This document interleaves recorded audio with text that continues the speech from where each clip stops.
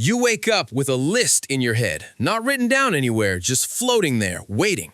There are things you know you should do, emails you should send, a project you told yourself you would start last week, a conversation you keep meaning to have. And every time you think about them, your mind finds something else to do. You check your phone, you organize your desktop, you decide you need to clean the kitchen floor with a toothbrush. Anything, really, except for the one thing that actually matters. And you tell yourself a story about it. You tell yourself you are lazy. You tell yourself you lack discipline. You tell yourself that if you just had more willpower, you would have done it by now.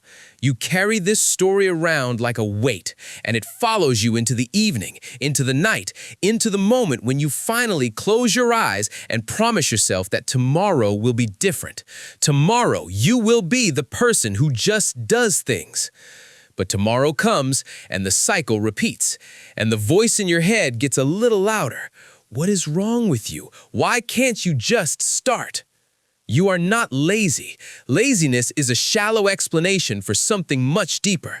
Laziness is comfortable. Laziness is sitting on the couch feeling perfectly fine about not moving. But that is not what this feels like. What you feel is not comfort. It is tension. It is a low hum of anxiety that lives beneath your skin every time you think about that unfinished thing. You feel its presence even when you are doing something else. It follows you. And the reason you reach for your phone, the reason you scrub the kitchen floor, the reason you do literally anything else is not because you lack the desire to act. It is because you are trying to escape the feeling that comes before the action. This is the hidden fear behind "I'll do it later." It is not the task itself that stops you. It is the anticipation of the task, the weight of how it might feel to begin, the dread of not knowing exactly how it will go, the fear that when you finally sit down to do it, you will discover that you are not as capable as you thought, that it will be harder than you imagined, that you will fail or waste time or produce something that is not good enough. And so your brain, in its attempt to protect you, does what it has evolved to do. It steers you away from discomfort. It prioritizes the immediate relief of not starting over the distant reward of finishing. This is not a character flaw. This is your nervous system doing exactly what it was designed to do. To understand why this happens, you have to look at how the brain processes the future. There is a part of your brain called the anterior cingulate cortex, and it acts as a kind of conflict monitor. It notices when there is a gap between where you are and where you want to be, and when that gap appears, it generates a signal. You feel that signal as tension, as unease, as a subtle sense that something is not right. The moment you think about your project, your brain registers the gap between the present moment and the completed outcome, and that gap feels like a problem your brain wants to solve immediately. But here is the catch. The only way to close that gap is to begin. And beginning requires stepping into uncertainty. It requires facing the possibility that you might struggle, that you might not know the next step, that you might feel incompetent for a while. Your brain hates uncertainty. The brain is a prediction machine. It is constantly trying to model the future so that it can keep you safe. And when the future is unclear, when the outcome of an action is unknown, the brain generates a signal that says, "Proceed with caution." Sometimes that signal is so strong, it feels like a physical barrier. So you have two signals. The first signal is the tension of the unfinished task. The second signal is the fear of the uncertain beginning. And in between these two signals, you are stuck. You are not lazy. You are caught in a neurological double bind. The part of you that wants to move forward is authentic, and the part of you that pulls back is also authentic, trying to protect you from the discomfort of the unknown. Now consider what happens when you say, "I'll do it later." On the surface, it sounds like a plan, but underneath it is a way of postponing the moment when you have to face that discomfort.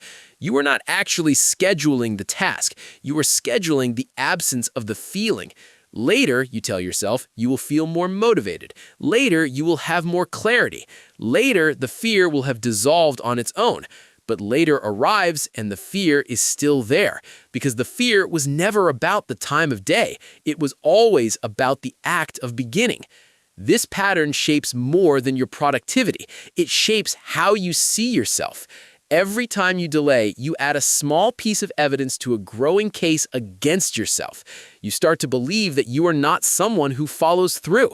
You start to believe that your intentions are unreliable, and that belief becomes a self-fulfilling prophecy.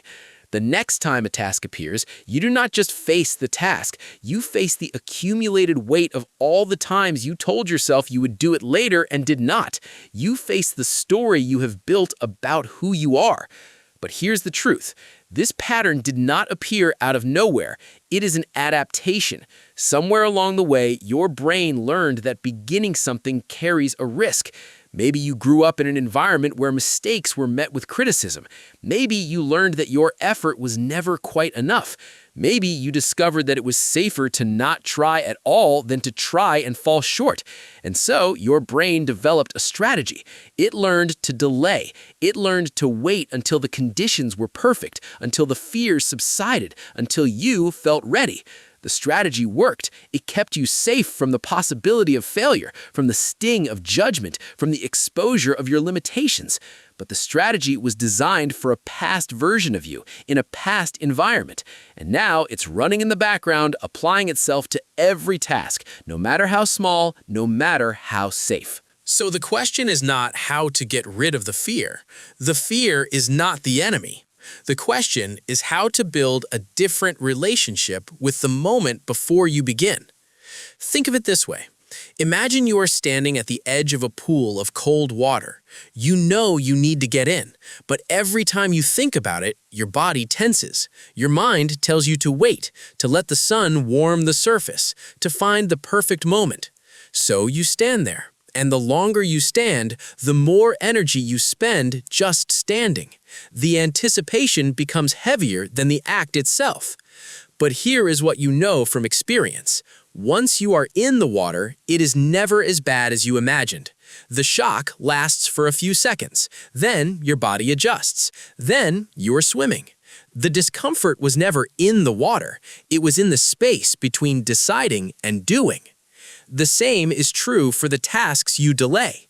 The discomfort you feel is almost entirely in the anticipation, and the brain, because it is a prediction machine, cannot tell the difference between the anticipation and the reality. It treats them as the same thing.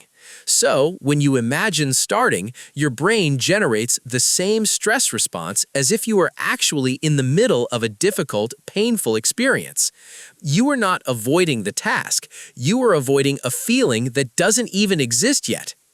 To work with this pattern, you have to stop trying to wait for the fear to disappear. The fear will not disappear. It was never meant to. Fear is not a sign that you are doing something wrong.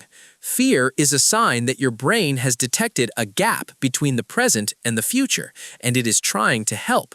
The goal is not to eliminate the fear. The goal is to move while the fear is present. So, the first step is to shrink the gap. Your brain feels overwhelmed when it looks at the entire task, the completed project, the finished email, the resolved conversation.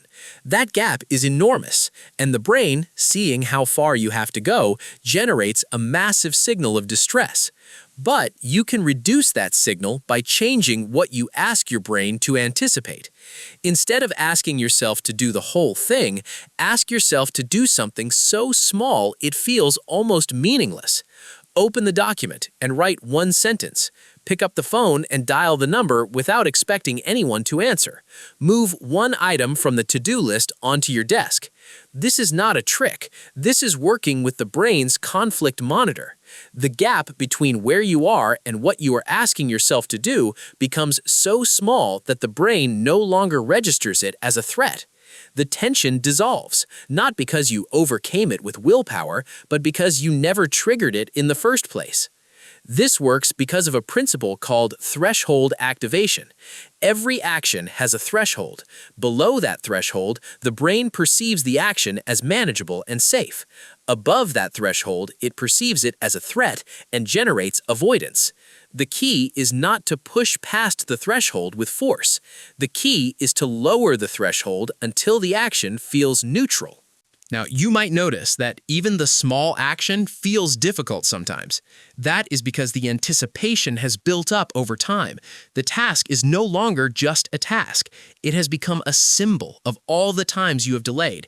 It carries the weight of your self-judgment. So the second step is to separate the task from the story. When you sit down to begin, you're not just facing the work, you are facing the voice that says, "See, you waited again. You always do this. Why can't you be different?" That voice is not the task. That voice is the residue of past patterns, and you can learn to notice it without obeying it. You can say to yourself, "I notice the feeling of resistance. I notice the story about being lazy." And then you can return your attention to the small action you decided to take. This is not about ignoring the voice. It is about recognizing that the voice is not a command. It is just a thought, and you can act while the thought is still there. The third step is to remove the decision. One of the most exhausting aspects of delay is not the work itself. It is the constant decision-making. Should I do it now or later? Is this the right time? Am I ready? Every time you ask yourself these questions, you drain your cognitive resources. The brain treats each decision as a small cost, and after enough decisions, you are too depleted to act. So instead of deciding every time, you decide once.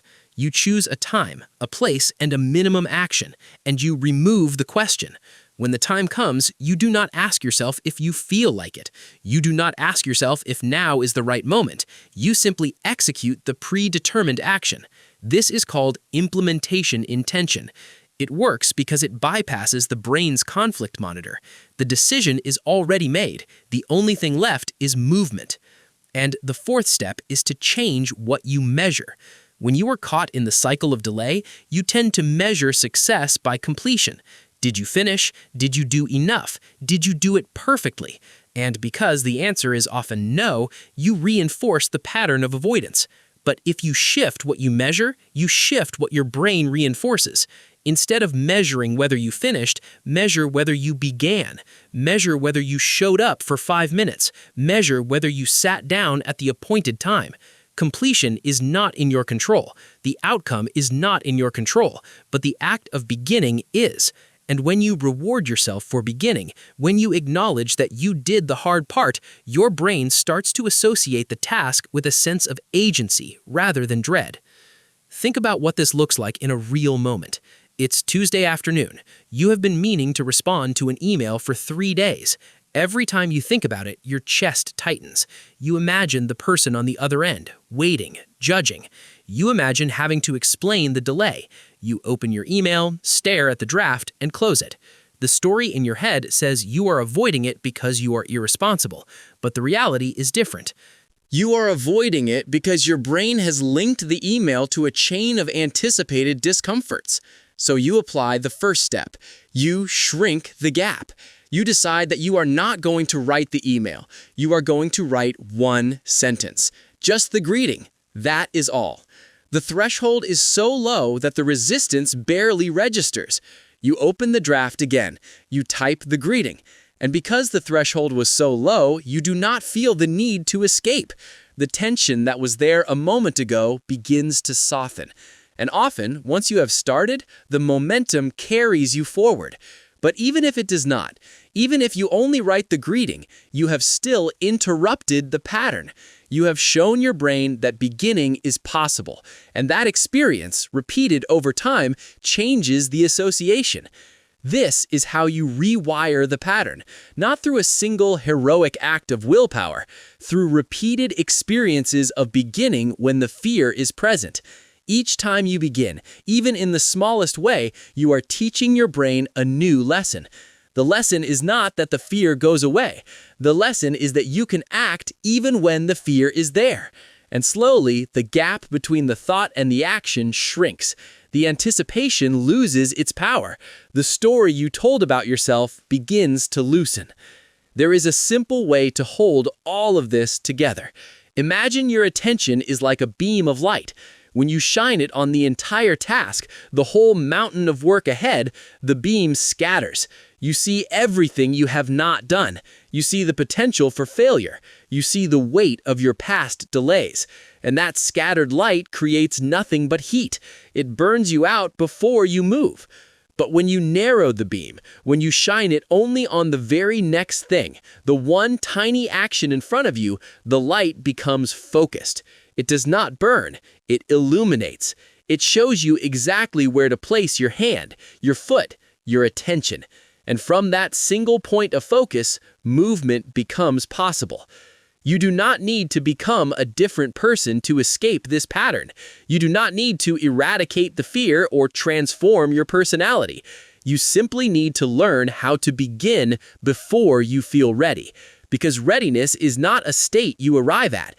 It's a feeling that arrives after you have already started. So the next time you hear yourself say, "I'll do it later," pause. Do not ask yourself why you are so lazy. Ask yourself what you are trying to avoid feeling. And then, instead of waiting for that feeling to pass, ask yourself what the smallest possible beginning looks like. Not the whole thing, not the perfect version. Just one sentence, just one movement, just one moment of showing up. The fear will still be there. It may always be there, but you will be there too.